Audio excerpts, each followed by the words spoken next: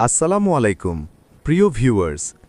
মহাবিশ্বে এমনও কিছু অদ্ভুত প্রাণী আছে যেটা দেখা তো দূরের কথা, নামও কখনো শুনিনি। এমন 10টি অদ্ভুত প্রাণী নিয়ে আমাদের আজকের আয়োজন। আশা করি ভিডিওটি আপনাদের ভালো লাগবে, তাই ভিডিওটি সম্পূর্ণ দেখুন এবং আমাদের চ্যানেলে নতুন হলে চ্যানেলটি সাবস্ক্রাইব করুন এবং আপনাদের মূল্যবান মতামত কমেন্ট করে জানাবেন। নাম্বার 1, লুমিনাস ক্লাউড লায়ন, আকাশের রাজা। লুমিনাস ক্লাউড লায়নকে সাধারণ চোখে এদের দেখা যায় না। এটা আকাশের সবচেয়ে উপরের স্তর, যেখানে মেঘগুলো ঘন হয়ে থাকে, বজ্রপাত জমে থাকে আর সূর্যের আলো রং বদলায় সেই স্ট্র্যাটোকিউমুলাস মেঘমালার গভীরে। ঝড়ের আগ মুহূর্তে আকাশের রং অস্বাভাবিক হলে মানুষ ভাবে, ওই তো লায়ন হয়তো কাছেই আছে। এদের পুরো শরীরই মেঘ দিয়ে গঠিত, কিন্তু সাধারণ নরম তুলোর মতো নয়। তার ভেতরে প্রবাহিত হয় সোনালী বিদ্যুৎ, যা তার কেশরের মধ্যে জ্বলে জ্বলে নাচে। যখন সে হাঁটে, মেঘগুলো আকার বদলায়, বজ্রপাত তার পায়ের নিচে কেঁপে ওঠে। তার চোখ দুটি যেন দুটি ছোট সূর্য, অসাধারণ, উজ্জ্বল, আগুনের মতো দীপ্ত। এটি অত্যন্ত শান্ত, আক্রমণ করে না। আকাশের ভারসাম্য রক্ষার জন্যই তার অস্তিত্ব। যখন সে রাগান্বিত হয়, তখন বজ্রঝড় প্রচণ্ড হয়। যখন সে শান্ত থাকে, তখন ঝড় থেমে যায়। এদের বিশেষ কিছু ক্ষমতা রয়েছে। এরা মেঘ সরাতে পারে, বজ্রপাত নিয়ন্ত্রণ করতে পারে, আকাশে আলো তৈরি করে দিক নির্দেশ দিতে পারে। রাতে তার কণ্ঠস্বর শুনলে দূরবর্তী গ্রামগুলো জানে বৃষ্টি আসছে। প্রাচীন আকাশ উপাসক জাতি বিশ্বাস করত, যেখানে ক্লাউড লায়ন ঘোরে সেখানে পৃথিবীর দুর্ভিক্ষ কখনো লাগে না। অনেক সময় কৃষকরা দূরে বিদ্যুতের আলো দেখে বলে, ওই তো লায়ন হয়তো কাছেই আছে। Number 2, coral horned sea stag, সমুদ্রের আলোর হরিণ। সি স্ট্যাগ গভীর সমুদ্রের কাছে অগাভীর আলো ঝলমলে পানিতে বাস করে। প্রবাল প্রাচীর যেখানে, সেখানেই তার রাজত্ব। বিশেষ করে চাঁদের আলোয় যখন সমুদ্রের পানি নীল হয়ে জ্বলে ওঠে, সেই সময় এদের দেখা পাওয়া যায়। এদের দৈহিক গঠন হরিণের শরীর, কিন্তু দুই পাশে ছোট ছোট পাখনার মতো গঠন থাকে, যেগুলো তাকে পানির ভেতরে দৌড়াতে সাহায্য করে। সবচেয়ে আকর্ষণীয় তার প্রবালের মতো শিং, গোলাপি, নীল, বেগুনি রঙে আলোকিত। তার শরীরের গায়ে নরম স্কেল আছে, যা সমুদ্রের আলো প্রতিফলিত করে। এরা অত্যন্ত লাজুক হয়, মানুষের শব্দ বা আলো পেলেই ছুটে পালায়। এরা সাধারণত ছোট ছোট দলে চলে। মা সি স্ট্যাগ তার বাচ্চাকে প্রবাল ভরা জায়গায় লুকিয়ে রাখে। এদের বিশেষ কিছু ক্ষমতা রয়েছে। এরা শিং থেকে নরম নীল আলো ছড়ায়, বিষাক্ত মাছকে দূরে রাখে, পানির ভেতরে অবিশ্বাস্য গতিতে দৌড়াতে পারে। তার শরীরের আলো সমুদ্রকে রঙিন করে তোলে। জেলে সমাজে প্রচলিত আছে, যদি রাতে সি স্ট্যাগ তোমার নৌকার সামনে চলে, তাহলে ঝড় বাঁক নিয়ে অন্য দিকে যাবে। একে সমুদ্রের শান্তির বার্তাবাহক বলা হয়। নাম্বার 3, শ্যাডো স্কিন্ড কোবরা এপ, অন্ধকারের মন্দির রক্ষক। পুরনো মন্দির, গুহা, পাথরের ভগ্নাবশেষ, যেখানে মানুষ খুব কম যায়, সেখানে এর বাস। বিশেষ করে বনের গভীরে যে প্রাচীন সভ্যতার ভাঙা মন্দির আছে, সেখানে কোবরা এপরা শত শত বছর ধরে পাহারা দেয়। এটি দেখতে মানুষের মতো দাঁড়ানো বানর, কিন্তু মাথার পেছনে বিশাল কোবরা হুড। তার চামড়া ধোঁয়ার মতো কালো, আলো তেমনই শোষে, চোখ দুটি উজ্জ্বল, ঠিক আগুনে পোড়া কয়লার মতো জ্বলজ্বল করে। এটি অত্যন্ত বুদ্ধিমান, নিজের এলাকা চিহ্নিত করে রাখে। সাধারণত আঘাত করে না, কিন্তু কেউ মন্দিরে ঢুকলেই এটি হামলা করে। এটি দলবদ্ধ নয়, একা থাকে। এদের বিশেষ কিছু ক্ষমতা রয়েছে। এরা হুড থেকে বিষাক্ত কালো কুয়াশা ছড়াতে পারে, আলো শোষে অন্ধকার তৈরি করতে পারে, গাছে, পাথরে, ছাদে সব জায়গায় সহজে উঠতে পারে। মানুষের ছায়ার সাথে নিজের ছায়া মিশিয়ে অদৃশ্য হতে পারে। প্রাচীনকাল থেকে বলা হয়, এপরা আসলে সেই মন্দিরের পুরোহিতদের রূপান্তরিত আত্মা।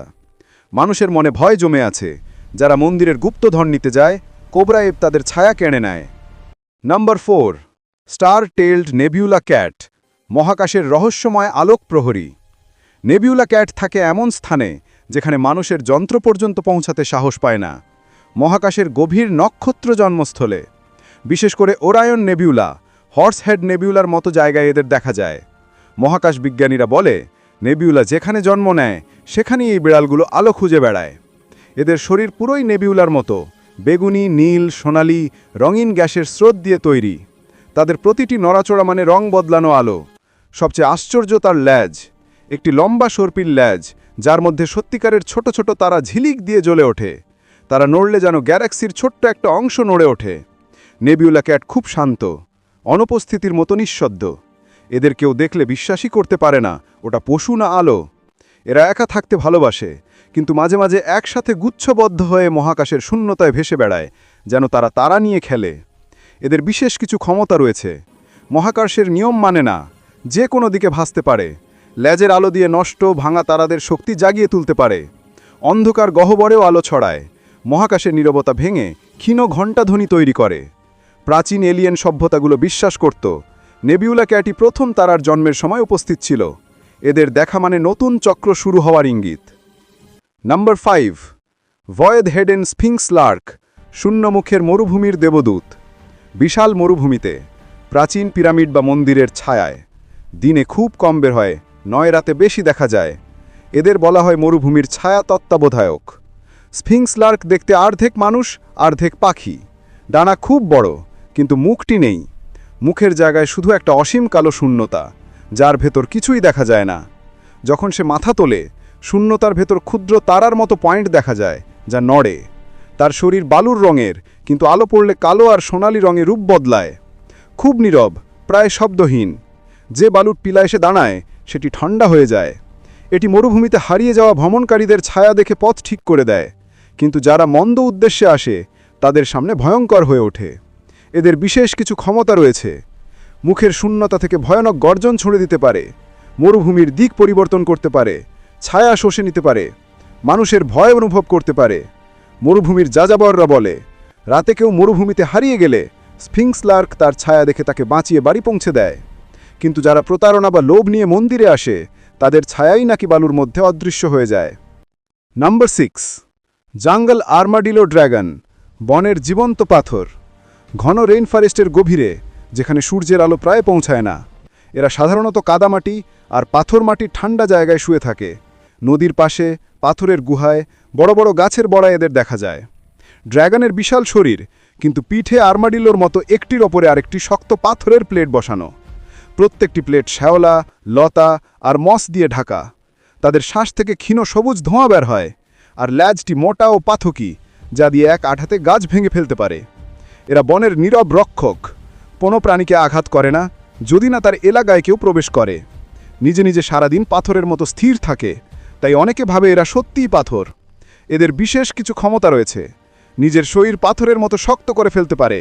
বনের ভেতর ভূমিকম্পের মতো কম্পন তৈরি করে শত্রু তাকাতে পারে। তার দেহ থেকে নিরাময়কারী বনের গন্ধ ছড়ায়, যা আহত প্রাণীদের সুস্থ করে তোলে। গাছপালা খুব তাড়াতাড়ি বাড়তে সাহায্য করে। বনের উপজাতিরা বিশ্বাস করে, যে রাতে আর্মাডিলো ড্রাগন উঠে হাঁটে, সে রাতে বন নতুন জীবনের জন্ম দেয়।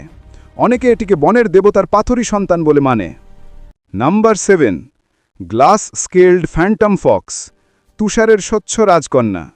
বরফে ঢাকা বন, তুষার ঝড়, হিমবাহের ফাটল, যেখানে তীব্র ঠান্ডা, সেখানেই এদের বসবাস। সাধারণত এরা তখনই বের হয় যখন চাঁদের আলো বরফে ঝিপউইক করে।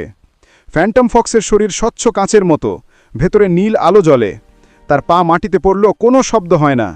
ল্যাজটি লম্বা এবং বরফের মতো কঠিন দেখতে, কিন্তু স্পর্শে নরম। যখন সে দৌড়ায়, পুরো দেহটি ঝলমল করে, যেন কাঁচ দিয়ে তৈরি রহস্যময় ছায়া। এরা খুব শান্ত, মানুষের থেকে দূরে থাকে।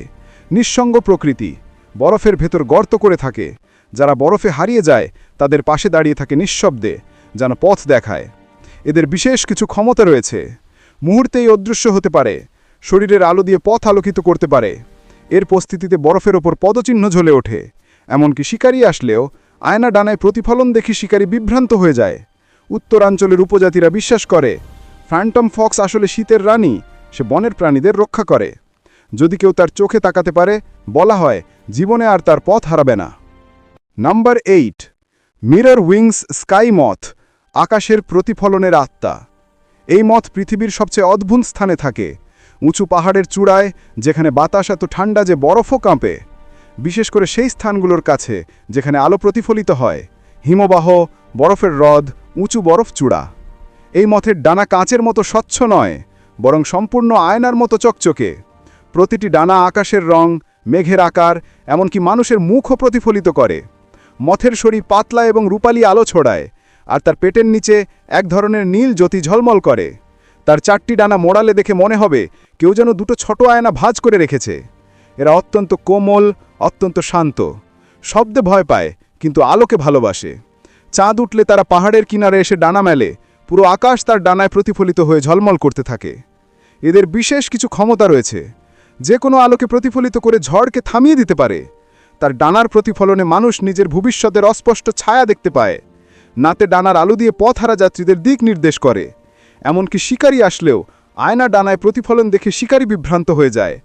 পাহাড়ি উপজাতিরা স্যার বিশ্বাস করে, যে রাতে স্কাই মথ দেখা যায় সে রাতে হারিয়ে যাওয়া আত্মারাও পথ পায়। অনেকে বিশ্বাস করে এদের ডানায় 1 সেকেন্ড নিজের ছায়া দেখলে মানুষের জীবনে বড় পরিবর্তন আসে। নাম্বার 9, স্টার ফোর্জ সালামান্ডার, আগুনের ভেতর জন্ম নেওয়া প্রাণী। এটি পৃথিবীর সবচেয়ে বিপজ্জনক জায়গায় জন্মায়। গলিত লাভার নদী, আগ্নেয়গিরির ভেতর, আগুনের গুহা এবং যেখানে পাথর গলে তরলের মতো প্রবাহিত হয় সেই গভীর স্তরে। এইগুলি আগুনের ভেতরেই লুকিয়ে থাকে। এর পুরো শরীর গঠিত হয় আগুনের ধাতু দিয়ে, যেন উজ্জ্বল গলিত ইস্পাত।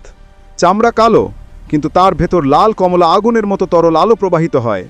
তার চোখ দুটি পাথরের মতো গাঢ় লাল, আর লেজের টগা ফুটন্ত লাভার মতো জ্বলজ্বল করে। হিংস্র নয়, আগুনের সমতা রক্ষা করাই এর কাজ। যখন আগ্নেয়গিরি অতিরিক্ত সক্রিয় হয় তখন এই সালামান্ডার লাভার প্রবাহ নিয়ন্ত্রণ করে। যখন আগুন নিভে যায় তখন সে লাভার নিচে চলে যায় আর ঘুমিয়ে পড়ে। এদের বিশেষ কিছু ক্ষমতা রয়েছে। এরা আগুনের ভেতর সাঁতার কাটতে পারে, যে কোনো আগুনকে শোষে নিতে পারে, গলিত পাথরের উপর ফুটন্ত বরফের মতো হেঁটে যেতে পারে, আগুনের তাপ কমিয়ে দিতে পারে, লেজ দিয়ে স্পর্শ করলেই পাথর ইস্পাতের মতো শক্ত হয়ে যায়। প্রাচীন আগ্নেয়গিরির উপজাতিরা বিশ্বাস করত স্টার ফর্জড স্যালামান্ডারই আগুনের দেবতার সন্তান। কথিত আছে, যদি কেউ এর লেজের আলো একবারও দেখার সৌভাগ্য পায় তার জীবনে সাহস ও শক্তির অভাব আর থাকে না। নম্বর 10, কোয়ান্টাম ভাইন স্টকার, বনের ছায়া বদলানো প্রাণী।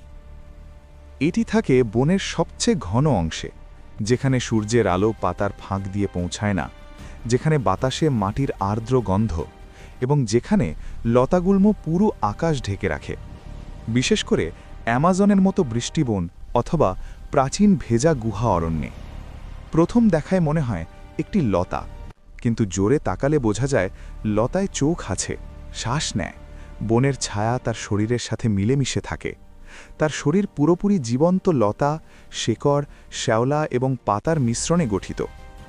সবচেয়ে অদ্ভুত, এটি এক মুহূর্তে পাতার মতো হতে পারে, আবার পরের মুহূর্তে লতাগুল্মের মতো। এটি বনের রক্ষক। কোনো শিকারী বন ক্ষতি করলে সে নিঃশব্দে তার পায়ের নিচে লতা পেঁচিয়ে ধরে তাকে দূরে সরিয়ে দেয়। মানুষের কাছে তেমন আসে না। এদের বিশেষ কিছু ক্ষমতা রয়েছে। নিজেদের ছায়ার সাথে মিশে অদৃশ্য হতে পারে, যে কোনো লতা, পাতা, শেকড়কে নিয়ন্ত্রণ করতে পারে। যেখানে দাঁড়ায় সেখানে মুহূর্তেই নতুন গাছ জন্মাতে পারে, বনের প্রাণীদের সাথে যোগাযোগ করতে পারে, শত্রুকে জড়িয়ে সম্পূর্ণ স্থির করে ফেলতে পারে। বনের উপজাতিরা বলে, যদি কখনো বনে ভুল পথে চলে যাও, ভাইন স্টকার তোমাকে পথ দেখিয়ে দেবে, যদি তোমার হৃদয় পরিষ্কার হয়। একে বনের হৃদস্পন্দন বলা হয়।